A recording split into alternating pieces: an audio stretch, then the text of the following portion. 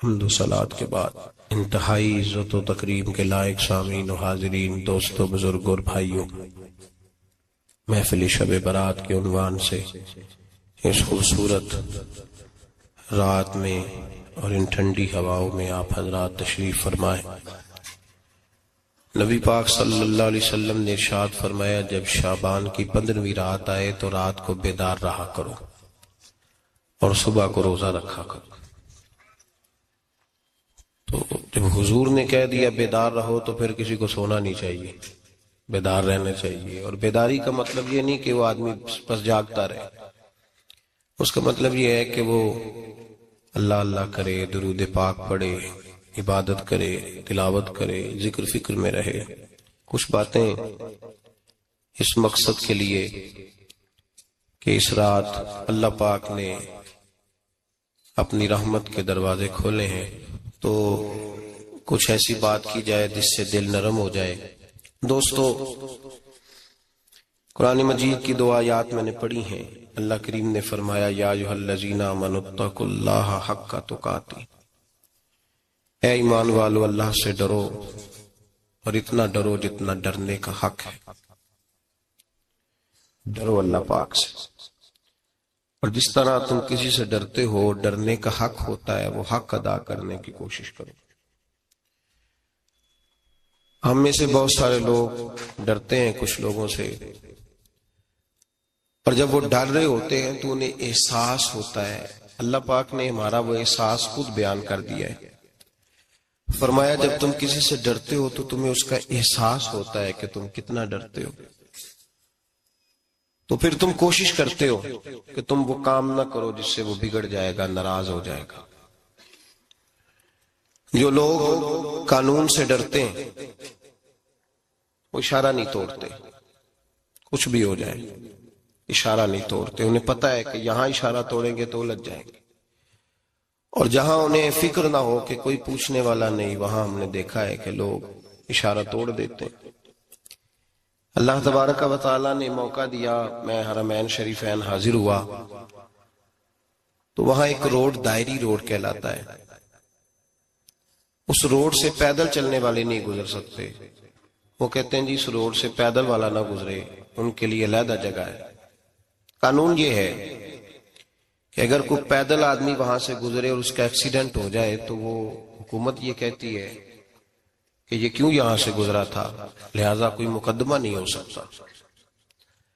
وہاں ہم نے دیکھا ہے کہ لوگ اس سڑک پہ پیر بھی نہیں رکھتے، کہتے ہیں مر گئے تو بنے گا کچھ نہیں۔ یہاں بھی بہت سارے ایسے معاملات ہوتے ہیں کہ جہاں انسان محسوس کرتا ہے کہ یہ بڑا میرے لیے نقصان ہو جائے گا، تو وہ ڈرتا ہے۔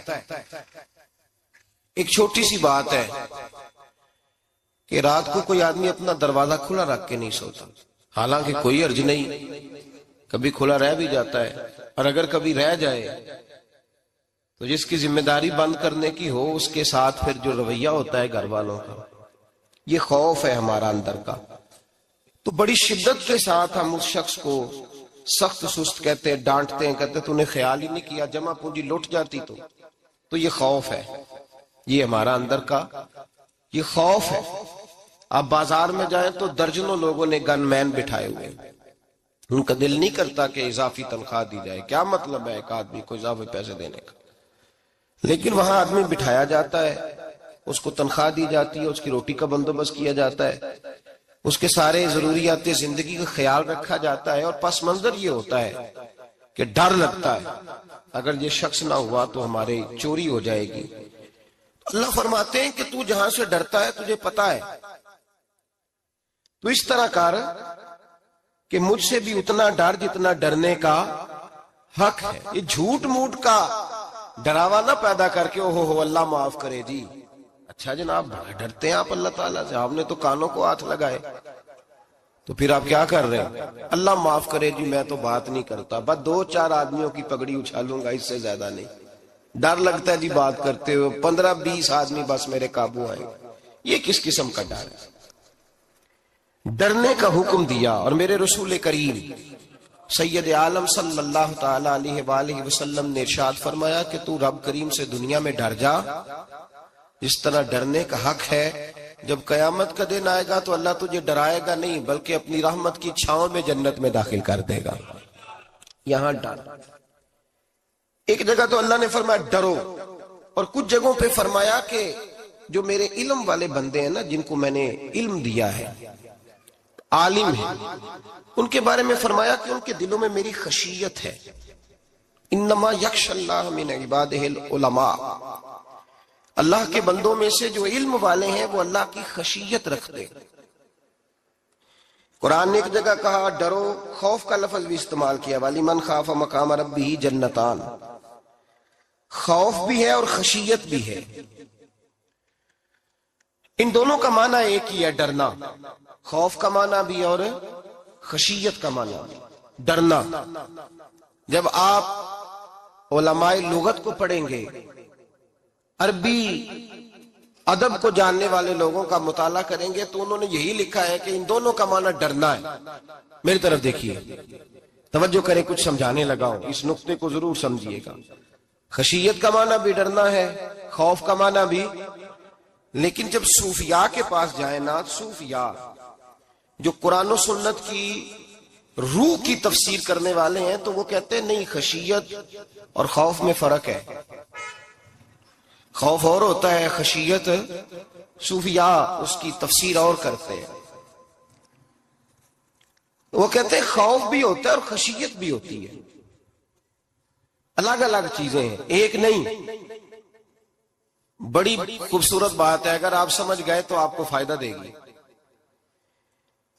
صوفیاء یہ کہتے ہیں کہ بھائی خوف ہوتا ہے اپنے گناہوں کا، کہ میں نے یہ گناہ کیے ہیں، اگر اللہ نے مجھ سے پوچھا تو مجھے بڑا خوف آتا ہے، مار پڑے گی، یہ خوف ہے. پھر سمجھ لیں، ایک آدمی نے حرام کا مال اکٹھا کیا ہے زندگی میں، معاذ اللہ اس نے بڑے پاپ کیے، گناہ کیے، شراب پی، بدکاری کی، معاذ اللہ تعالیٰ ثم معاذ اللہ. اب اسے ڈر لگ رہا ہے کہ اللہ تبارک و تعالیٰ نے پوچھا تو میں کیا جواب دوں گا. یہ خوف ہے.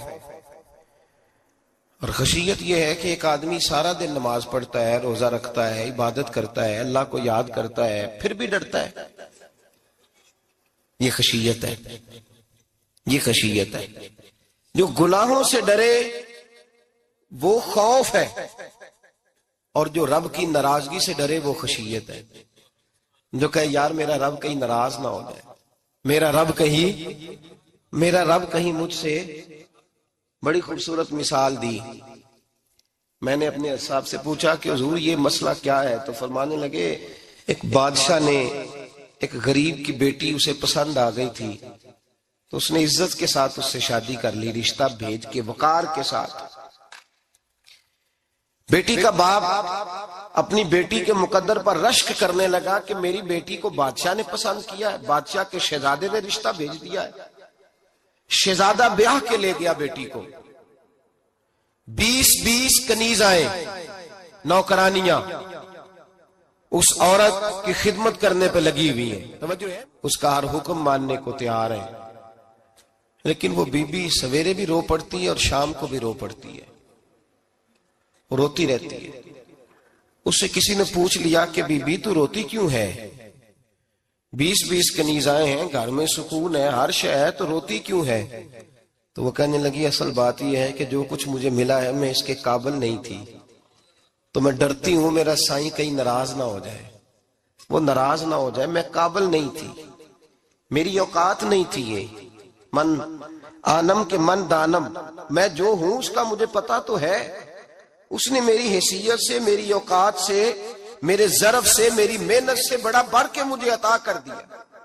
میری چونکہ اوقات سے زیادہ دے دیا تو میں ڈرتی ہوں وہ ناراض نہ ہو جائے، کہیں میری یہ کھیل، یہ جو میں نے گھونسلہ بنایا ہے، یہ کہیں میرا ٹوٹ نہ جائے. میرے بھائی، میرے رسول کریم سید عالم صلی اللہ علیہ وسلم کے امت کے اولیاء، صلحاء، صوفیاء، اتقیاء، صحابہ، اہل بیت، یہ لوگ جب روتے تھے تو یہ کوئی اس لیے نہیں روتے تھے کہ یہ آج دوپہر کو چینی میں ملاوٹ کر کے آئے ہیں تو اس لیے رو رہے ہیں رات کو. اس لیے نہیں روتے تھے کہ آج انہوں نے جو شکر بیچی ہے اس شکر کے اندر بورا ملایا ہوا تھا. اس لیے نہیں رو رہے کہ آج 10 15 20 لاکھ رشوت کا مال بینک میں جمع کر، اس لیے تھوڑی روتے تھے. یہ تو اس لیے روتے تھے کہ اللہ تو نے بڑا کچھ عطا کیا ہے، کہیں ہم سے ناراض نہ ہو جانا. یہ تو اس کی خشیت میں رو رہے تھے. حضرت داؤد طائی رحمت اللہ تعالی علیہ، حضرت امام جعفر صادق جو نبی پاک صلی اللہ علیہ وسلم کے نواسے، جناب داؤد طائی کی ملاقات ہوئی تو امام جعفر صادق حضور کے نواسے عرض کرنے لگے، داؤد طائی یار میری بخشش کی دعا کرنا، رب مجھے معاف کر دے. تو حضرت داؤد طائی رحمت اللہ علیہ فرمان لگے، امام صاحب آپ حضور کے نواسے ہیں، میں نے دعا کرنی ہے کہ آپ نے میرے لیے کرنی ہے؟ تو حضرت امام جعفر صادق رو پڑے، کہنے لگے یار تو نہیں کرنی ہے، اور اسی لیے تو تجھ سے دعا کرا رہا ہوں کہ کہیں ایسا نہ ہو نانا مصطفیٰ کی بارگاہ میں جاؤں تو وہ مجھے کہیں کہ میں کس طرح کا تھا تو کس طرح کا بن کے آیا ہے. یہی تو دعا کرانی ہے کہ میرے لیے دعا کر. جو جتنا بڑا ہوتا تھا نا اتنی زیادہ خشیت ہوتی. اور گناہگار کے تو اللہ تبارک و تعالیٰ بعضوں کا سزا دیتا ہے، آنسو سلب ہو جاتے. اس کو تو اپنے گناہوں پہ رونا ہی نہیں آتا. وہ تو روتا ہے بچہ نہ ہو تب روتا ہے، وہ تو روتا ہے پیسے نہ ہو تب روتا ہے، وہ تو اس وقت روتا ہے جب اس کا مال چلا جائے. اس کو تو بعضوں کا گناہگار کو تو بعضوں کا سزا ملتی. اللہ فرماتے تو دنیا کے لیے روئے گا، میرے لیے نہیں رو سکتا. اور جو رب کریم کے بندے ہوتے ہیں انہیں اللہ کہتا ہے تو دنیا سے بے نیاز ہے، تیری آنکھ سے آنسو جب بھی ٹپکے یا میرے لیے ٹپکنا چاہیے یا محمد مصطفیٰ کے لیے ٹپکنا چاہیے. آپ اگر اس بات کو تھوڑا سا غور کے ساتھ سمجھے تو تمام اولیاء صلحات کیا یہ رو رہے ہیں، تڑپ رہے ہیں. کیا اس کی وجہ تھی؟ نمازیں کم رہ گئی تھی، روزوں میں کمی تھی، فرائض ادا نہیں کرتے تھے کہ رویا کرتے تھے؟ کیوں روتے تھے؟ حضرت سیدنا عمر فاروق رضی اللہ تعالیٰ عنہ کے بارے میں صحابہ کہتے ہیں جناب عمر فاروق جب نماز پڑھاتے اتنا رویا کرتے تھے کہ 7ویں صف تک ان کے رونے کی آواز جایا کرتی. 7ویں صف تک ان کے رونے کی آواز جاتی. ہم لوگ بن کے بیٹھ گئے ہیں، ہم لوگ بن کے بیٹھ گئے. ہم یہ سمجھتے نہیں کہ ہماری حیثیت کیا تھی اور رب کریم نے ہمیں نوازا کیا ہے. آپ پڑھیے کتابیں، میرے رسول پاک صلی اللہ علیہ وسلم فرماتے ہیں میرا عمر جس گلی سے گزرے شیطان رستہ بدل جاتا ہے. نبی پاک فرماتے ہیں میرا عمر جب تک دنیا میں رہے گا دوزخ کو تالا لگا رہے گا. اس صاحب عزد الغابہ نے لکھا ہے نبی پاک صلی اللہ علیہ وسلم نے حضرت جبریل امین کو بلایا، فرمایا چل میرے عمر کی شان بیان کر. تو حضرت جبریل امین علیہ السلام عرض کرنے لگے یا رسول اللہ صلی اللہ علیہ وسلم 950 سال اگر اللہ مجھے عمر دے، 950 سال رب عمر دے اور پھر بھی میں عمر فاروق کے فضائل بیان کروں تو میں نہیں کر سکتا. عمر کی شان میں نہیں بیان کر سکتا. 950 سال بھی اگر میری عمر ہو. نبی پاک نے فرمایا پھر میرے ابو بکر کے بارے میں عرض کی یا رسول اللہ ابو بکر کی تو بات اس سے بہت آگے کی ہے نا. وہ نبی پاک کتنی عظمت بیان کر رہے ہیں، کس قدر زیادہ رسول کریم صلی اللہ تعالی علیہ وآلہ وسلم ان کی عظمت بیان کرتے ہیں. حضرت عمر کیا کہتے ہیں؟ وہ لوگوں کو بتاتے پھرتے ہیں کہ تم نے دیکھا ہے نا میری کتنی عظمت ہے. وہ یہ نہیں کہتے. حضور فرماتے ہیں عمر کی بڑی شان بڑی شان بڑی شان. اور عمر کے پاس جب بھی کوئی جاتا ہے کہتے ہیں عمر آپ کا کیا مقام ہے؟ تو عمر فرماتے ہیں میں تو اونٹ چرانے والے کا بیٹا ہوں، میں تو اونٹ چرانے والے کا بیٹا ہوں، میں تو اونٹ چرایا کرتا تھا، میں تو 10 اونٹ نہیں سنبھال سکتا. حضرت فاروق اعظم رضی اللہ تعالیٰ عنہ سے کو پوچھتے جناب عمر آپ کا کیا حال ہے؟ تو آپ فرماتے یہ تو میرے مقدر ہے کہ میری بہن نے قرآن سنایا تو میں در رسول تک پہنچ گیا، ورنہ مجھے پوچھنے والا کوئی نہ ہوتا. کبھی جناب علی المرتضیٰ کا بازو پکڑ کے کہتے ہیں علی تو نہ ہوتا تو عمر ہلاک ہو جاتا. بھائی حضور شانے بیان کرتے ہیں. نبی پاک کہتے ہیں میرے ابو بکر نے احسانات کیے، بڑے احسانات کیے، میں نے سب کا بدلہ چکا دیا. ابو بکر کا نہیں چکایا. اللہ کی بارگاہ میں عرض کروں گا یا اللہ تو ہی اسے بدلے دے. اور جناب ابو بکر صدیق سے کوئی پوچھتا ہے ابو بکر آپ کا کیا حال ہے؟ تو ابو بکر صدیق فرماتے ہیں مجھ سے میرے اندر کا عالم نہ پوچھو.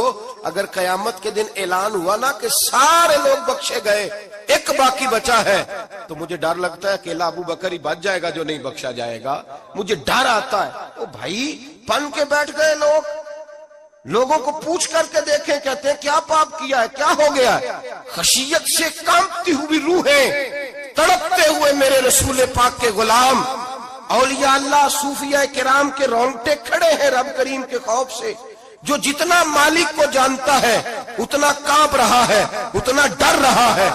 جس کی آنکھوں سے آنسو خشک ہے مطلب یہ ہے یہ رب کو جانتا ہی نہیں، اسے کیا خبر اس کا جلال کتنا ہے، اسے کیا خبر اس کا عذاب کتنا ہے، تو کیا جانے۔ ان بطش ربک لشدید، جب وہ پکڑتا ہے تو بڑا سخت پکڑتا ہے۔ حضرت عثمان غنی کو 3 دفعہ میرے نبی پاک نے فرمایا جنتی ہے، جنتی ہے، العثمان فی الجنہ، العثمان فی الجنہ، العثمان فی الجنہ، 3 دفعہ حضور نے جنت کی بشارت دی۔ میرے مصطفیٰ کریم نے فرمایا میرا عثمان گلی سے گزرے تو فرشتے بھی اس کی حیا کرتے ہیں۔ جناب عثمان غنی جن کو میرے نبی نے 2 بیٹیاں دے کے کہا عثمان میری 100 بیٹی بھی ہوتی، ایک کے بعد دوسری انتقال کرتی جاتی تو میں ساری تیرے نکاح میں دے دیتا، وہی حضرت عثمان غنی قبر پہ کھڑے ہیں حضور کے وصال کے بعد، ایک قبر پہ کھڑے، آنکھوں سے آنسو جاری ہے، داڑھی ساری آنسوؤں سے بھر گئی ہے، روتے ہی جاتے ہیں، روتے ہی جاتے ہیں۔ غلام کہتا عثمان یار رونا ہمیں چاہیے، رونا ہمیں چاہیے، جن کو کوئی بشارت نہیں اور آپ کو تو 3 بشارتیں، روتے کیوں ہو؟ جناب عثمان غنی فرمانے لگے جس مصطفیٰ نے مجھے جنت کی بشارت دی اسی رسول نے فرمایا تھا قبر آخرت کی منزلوں میں سے پہلی منزل ہے، آخرت کی منزلوں میں سے پہلی منزل۔ سوچتا ہوں اگر رب کریم نے عثمان سے حساب پوچھ لیا حساب کیسے دینا ہے؟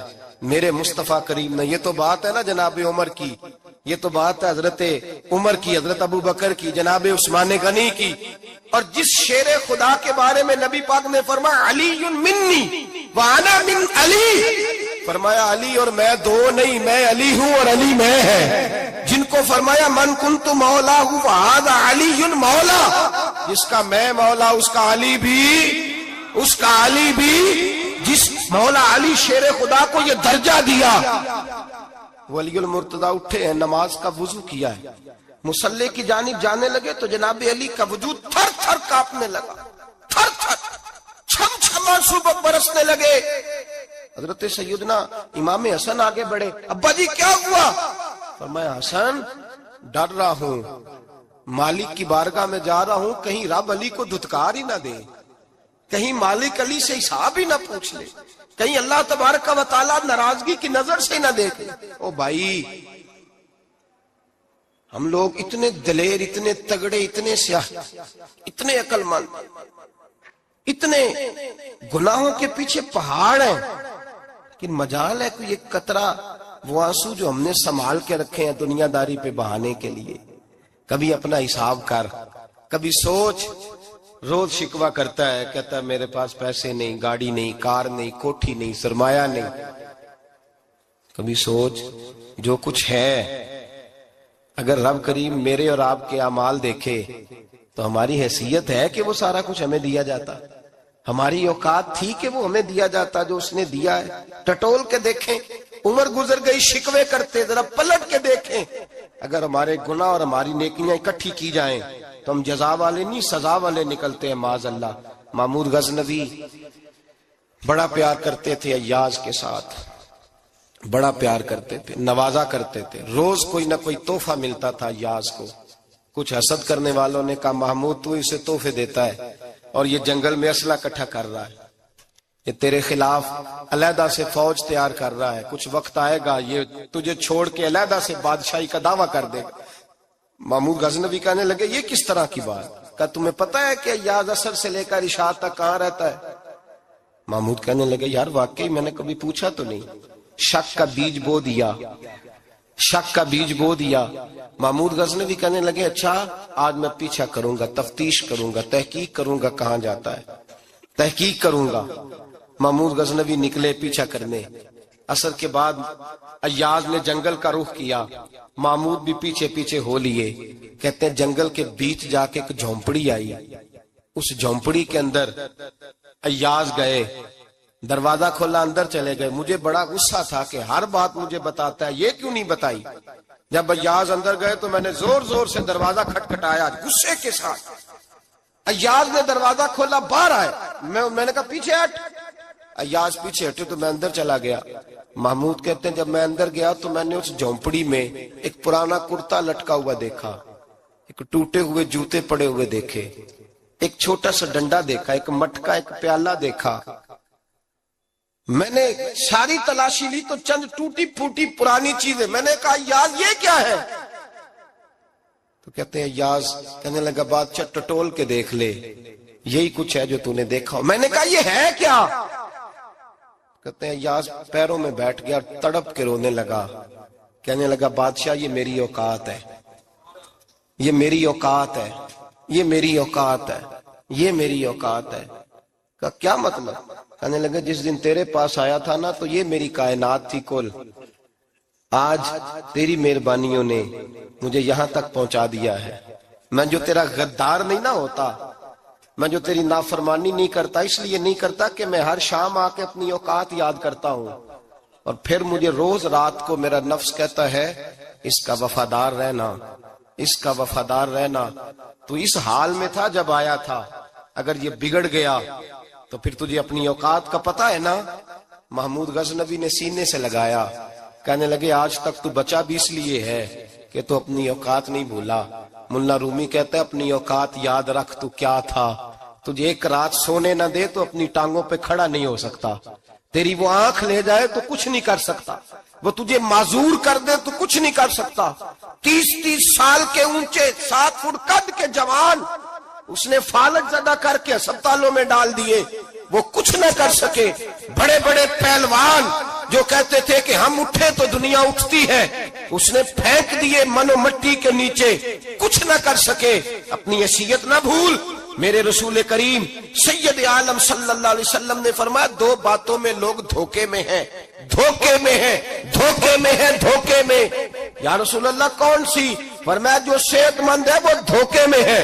وہ سمجھتا ہے میں کبھی بیمار ہی نہیں ہوں گا، مجھے روز اسی طرح نیند آئے گی جس طرح اب آتی ہے، میں روز اسی طرح اٹھوں گا جیسے اب اٹھتا ہوں، میں اتنا ہی لمبا چوڑا رہوں گا جس طرح آج ہوں، میرا حسن اسی طرح قائم رہے گا جیسے آج ہے.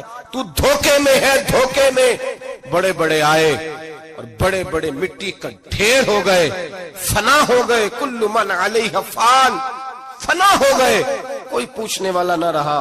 اور میرے رسول پاک نے فرمایا جو فارغ ہیں، جن کو رب نے اپنی عبادت کے لیے فارغ کیا، اپنے دین کی نوکری کے لیے فارغ، وہ بھی دھوکے میں ہیں، وقت ضائع کر رہے ہیں، چوک اور چوراہے میں کھڑے ہیں.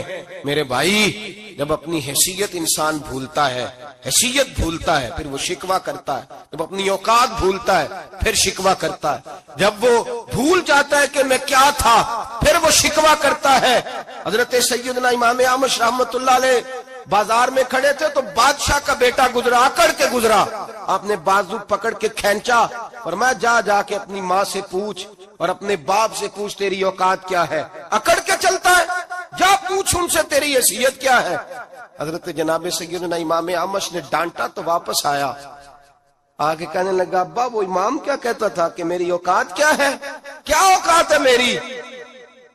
تو باپ اور ماں دونوں گھورنے لگے، کہنے لگے بیٹے ہمارے پاس دولت بھی تھی، گھر بھی تھا، مکان بھی تھا، جائیدادیں بھی تھی، بادشاہت بھی تھی، پر ہم دنیا کے دروازوں سے بھیک مانگ مانگ کے تھک گئے تھے. عرش کا مالک ایک بیٹا عطا نہیں کرتا تھا، ایک بیٹی نہیں دیتا تھا، تڑپ گئے تھے، روتے تھے، سسکتے تھے. پھر وہی امام احمد جنہوں نے آج تجھے گلی میں کھڑا کیا ہے اس کے دروازے پہ جا کے بیٹھ گئے. ہم نے کہا رب ناراض ہو گیا، دعا کرو ہم سے راضی ہو جائے، چلو زیادہ نہیں 1 لال ہی ہمیں دے دے. کہ امام اعمش دعائیں کیا کرتے تھے تو تب اللہ پاک نے تو ہمیں عطا کیا تھا. تیری او بھائی اپنی حیثیت کا تو تعین کر، تو بڑھ بڑھ کے باتیں کرتا ہے، تو بڑا کھل کھل کے بولتا ہے. اپنی حیثیت کا تو تعین کرنا، ذرا اندازہ تو کرنا کہ تو کون تھا، کہاں سے آیا ہے، تیری اوقات کیا ہے. یہاں لوگ 1 منٹ میں آگے نکل جاتے، پلٹ کے دیکھ تو صحیح. اور میرے بھائی جو بڑے لوگ تھے وہ تڑپا کرتے تھے. حضرت فضیل بن عیاض رحمت اللہ علیہ فرماتے ہیں بغداد میں بارش نہیں ہوتی تھی، قحط پڑ گیا، جانور پیاس سے مرنے لگے، جوان بچے بوڑھے نڈھال ہونے لگے. فرماتے ہیں میں بھی نکلا، سفیان ثوری بھی نکلے، اور بھی کئی صوفیاء میدان میں نکلے، دعائیں مانگی پر بارش نہیں ہوتی تھی. فرماتے ایک جھونپڑی سے ایک سفید بالوں والا اور گندمی رنگ والا ایک بوڑھا غلام نکلا جو کسی کا ملازم تھا. باہر آیا جھونپڑی سے، ہم اسے دیکھ رہے تھے، وہ ہمیں دیکھ نہیں رہا تھا. فرماتے ہیں اس کے چہرے پر عبادت کے نشان تھے، دور سے اس کا چہرہ دیکھتے لگتا تھا کوئی رب کریم کا بندہ ہے. فرماتے ہم اسے اللہ کا ولی جانتے تھے، اس نے دعا مانگی کہ تو لفظ پتہ کیا ہے دعا کے، ہاتھ اٹھا کے کہنے لگا مولا مجھے پتا ہے یہ جو بارش نہیں نہ ہو رہی ہے میری وجہ سے نہیں ہو رہی، میرے گناہوں کی بڑی لمبی فہرست ہے، بڑی لمبی لائن ہے۔ کہنے لگا اے اللہ میری اکیلے کی وجہ سے سارے بغداد کو سزا تو نہ دے۔ رب کریم جوان بھوکے، بچے بھوکے، مائیں ترس گئیں، بچے ترس گئے، جانور پانی کے قطرے، اللہ گناہ تو میرے اکیلے کے ہیں اور ان سب کو سزا کیوں دیتا ہے؟ نہ میری سزا سب کو تو نہ دے، میری سزا صرف مجھے دے، ان کو نہ دے۔ کہتے ہیں ابھی اس کے ہاتھ اٹھے ہوئے تھے، دعا بول رہا تھا، رب کریم نے فوراً بارش عطا فرما دی۔ فرماتے کھل کے بارش برسی۔ میں نے لوگوں سے پوچھا پتہ کرو کس کا غلام ہے، کہا فلاں آدمی کا۔ حضرت فضیل بن عیاض کہتے ہیں میں شام کو گھر چلا گیا، اس کے آقا سے بات کی، خرید لیا۔ میں جب اس کو خرید کے لایا، گلی میں جا رہے تھے تو مجھے کھڑا کر کے کہنے لگا فضیل میں نکما سا آدمی ہوں، بال بھی سفید ہیں، مجھ سے تو زیادہ کام ہی نہیں ہوتا، کیوں تو نے پیسے خرچ کیے؟ میں اس قابل ہی نہیں تھا، کیوں خریدا؟ تو حضرت فضیل ابن عیاض کہتے ہیں میں نے اس کو کہا کل جو تو نے دعا مانگی تھی تو نہیں دیکھ رہا تھا، ہم دیکھ رہے تھے، تو مقبول ہے رب کریم کی بارگاہ کا، تجھے اس لیے خرید کے لایا ہوں، تو مقبول ہے۔ کہتے ہیں یہ لفظ سنے تو ٹھہر گئے، وہ کہنے لگے اچھا آقا مجھے 5 منٹ کا وقت ملے گا؟ میں نے کہا ہاں ہاں ضرور ملے گا۔ کہتے ہیں انہوں نے وہیں نماز کی نیت باندھ لی، 2 رکعتیں پڑھی اور 2 رکعتیں پڑھ کے ہاتھ اٹھائے، کہنے لگے مولا تیرا اور میرا راز تھا، تو نے راز کیوں کھولا؟ اللہ مسترنا بستری کل جمیل، یا اللہ تیرے پاس پیارے پیارے پردے ہیں، ایک پردہ مجھے عطا کر دے، مجھے اپنا رکھ، مجھے لوگوں کے سامنے میرے پردے نہ کھول۔ آپ فرماتے ہیں یہ کہہ کہ وہ زمین پہ بیٹھے کلمہ شہادت پڑھا، ان کی روح پرواز کر گئی۔ میرے بھائی جو زیادہ پرہیزگار تھے، جو بڑے رب کریم کے بندے تھے، ان کے تو آنسو خشک ہی نہیں ہوتے، وہ تو تڑپا کرتے، صبح شامیں ان کی روح کے گزرتے تھے اور رب کریم کی ناراضگی سے ڈرتے تھے۔ وہ کہتے تھے مالک کہیں ناراض نہ ہو جائے، کہیں بگڑ نہ جائے۔ میرے رسول کریم صلی اللہ علیہ وسلم کے صحابی کہتے ہیں ایک جنگ سے خوشخبری آئی، تو جو خوشخبری لانے والے تھے وہ حضرت عمر فاروق رضی اللہ تعالیٰ عنہ کے پاس پہنچے خوشخبری دینے۔ حضرت عمر رضی اللہ تعالیٰ عنہ کھڑے تھے، صحابی نے آ کے کہا عمر مبارک ہو۔ جناب عمر کچھ لوگوں سے گفتگو کر رہے تھے، بات چیت جاری تھی، کہا مبارک ہو فتح ہو گئی۔ حضرت عمر کہنے لگے ٹھہر تو جا، اس سے تو بات کر لینے دے جس سے کر رہا ہوں، جب کہنا ٹھہر تو جا۔ وہ جو پیچھے کھڑے تھے وہ شرمندہ ہو گئے، اتنی سی بات ہے نا، چودھری تو بندہ بنتا ہی تب ہے جب 5-10 کی ایک دن کے اندر بےزتی کر لے، پڑھا لکھا تو بنتا ہی تب ہے جو 10-15 کو جاہل کہہ لے، تو بڑا تو بنتا ہی تب ہے جو 5-6 کو نیچا دکھا لے۔ تو یہ ہماری ڈگریوں کا تو مزاج ہی بڑا مختلف ہے، ہم تو اعزاز والے ہوتے ہی تب ہیں جب کچھ چھوٹا ہوگا تو ہم بڑے ہوں گے نا، ہم تو چاہتے ہیں ہمیں کچھ چھوٹا ملے، کسی کو چھوٹا کر کے اس کے قد پہ سوار ہو کے بڑا ہونا چاہتے ہیں۔ اتنی سی بات تھی کہ ٹھہر جانا یار پہلے اس کی تو سن لینے دے۔ وہ شرمندہ ہو گئے صاحب، جب وہ شرمندہ ہوئے تو سیدنا فاروق اعظم دوڑے گئے۔ صحابہ کہتے ہیں گارا تھا، کیچڑ تھا، اس گارے میں سر رکھا، سجدہ کرنے لگے، اٹھے، کہنے لگے مولا اپنے عمر سے ناراض نہ ہو جانا، یہ کل تک اونٹ چرایا کرتا تھا، آج تیری مخلوق کو شرمندہ کرنے لگ گیا ہے، یہ اپنی حیثیت ہی بھول گیا، اسے خبر ہی نہیں کہ یہ کیا تھا، یہ آج تیری مخلوق کو شرمندہ کرتا ہے۔ اللہ اپنے عمر سے ناراض نہ ہو جانا۔ وہ شخص کہتے ہیں پیچھے آ کے کھڑا رو رہا ہوں، میں نے کہا عمر کیا کر رہے ہو؟ فرمایا نہیں یار میں نے تجھے شرمندہ کیا ہے، یہ میں بھول گیا تھا کہ میں کیا ہوں۔ بھائی اپنی حیثیت کا تعین کریں، آؤ آج اپنی حیثیت کا تعین کریں، دیکھیں ہم کہاں تھے، کہاں بیٹھے، پلٹ کے دیکھیں کیا تھے، ہم کیا ہیں، راتیں کہاں گزرتی ہیں، صبح کہاں بیتتی ہیں۔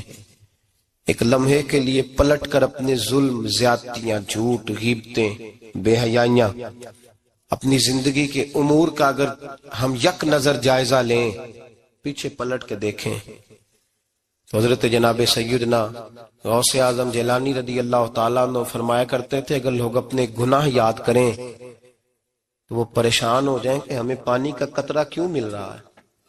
وہ اگر اپنی غلطیاں یاد کریں تو انہیں احساس ہو کہ ان کا سانس کیسے چل رہا ہے. بھائی اگلی بات سنو گے تو اور حیران ہو جاؤ گے. حضرت غوث اعظم رضی اللہ تعالیٰ عنہ فرمایا کرتے